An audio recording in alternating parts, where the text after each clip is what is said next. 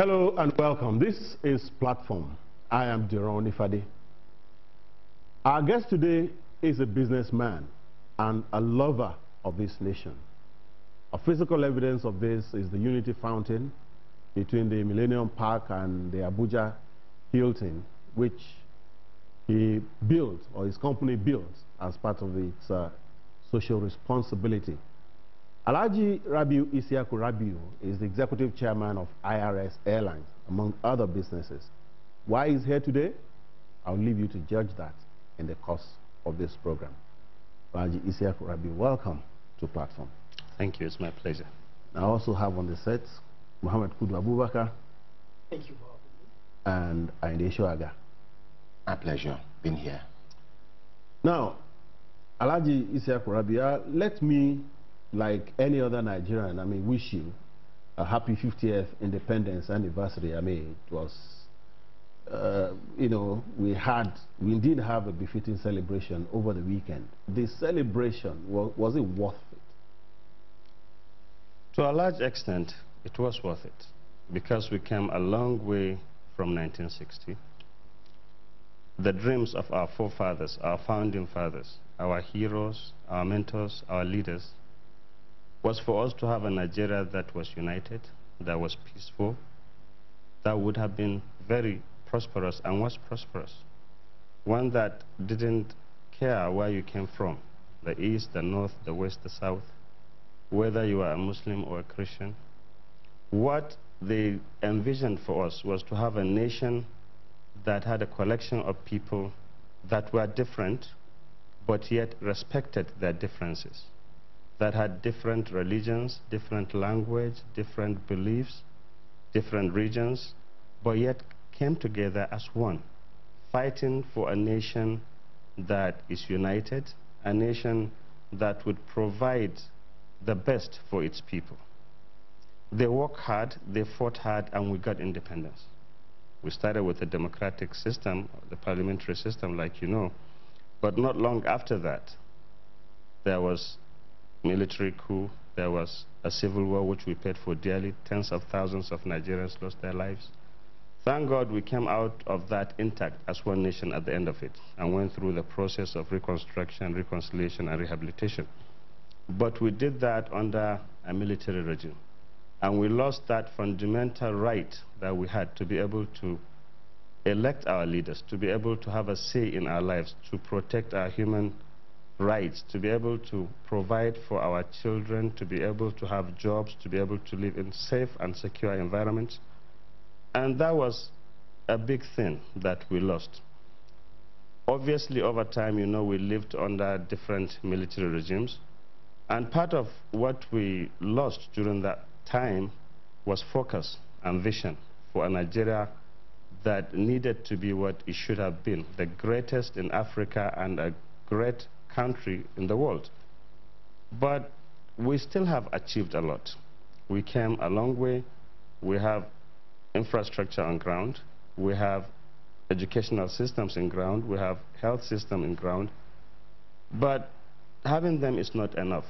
It's your ability to maintain them and to provide personnel. For example, for your healthcare services, you needed hospitals that will be fully equipped, that will have doctors that are very well trained and experienced in such a way that they will give services to the ordinary Nigerian at an affordable level.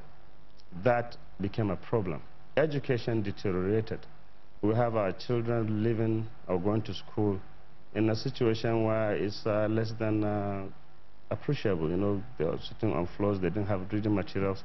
The teachers themselves did not have a good life to boast of. Yet they had families to take care of. They had to provide their own children with education, with health care, with accommodation, and they had to provide them with a future that looked bright. That in itself took a lot away from these teachers, which in effect affected the children. We had issues of infrastructure. Electricity dwindled year after year after year.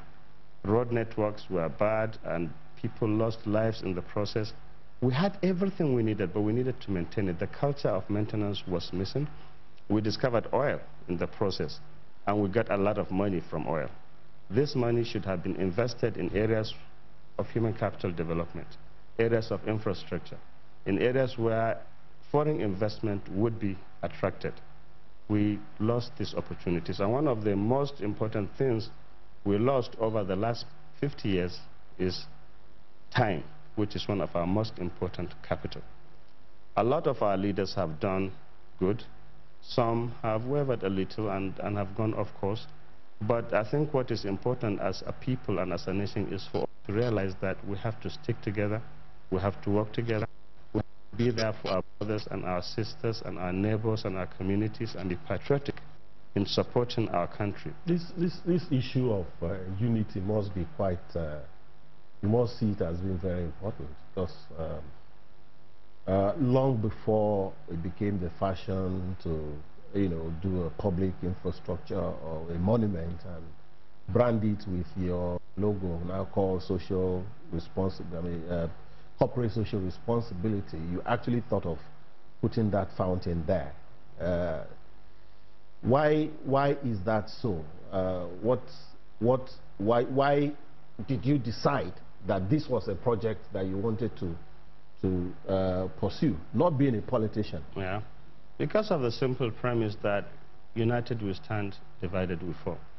Because of the fact that when we fought for independence, it was not the northerners or the southerners or the easterners that did, it was all of them.